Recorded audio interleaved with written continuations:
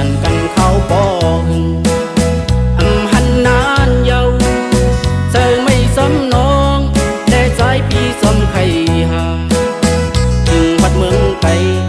ยามนั้นใส่เลยยินข่าวเมาเปิ้นเมืองไกลและสาวที่สายปีที่อ่านทุกผู้เหตุปังแคบเยาเมื่อพองยำใจเลยกว่าหันยาน้องซ้ำก็มาสู่นั้นเหมือนเข็มแดงสุกอกเซออยากเจอสายเยาอันขึ้นหนไว้หลังก็ยินเฮอเซอหน้านัง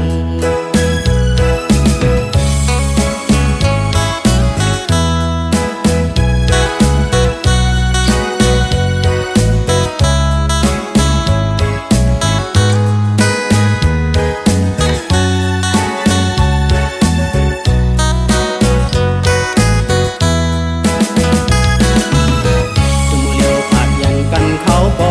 หึงหันนานเยาใจไม่สมน้องและสายพี่สมใคร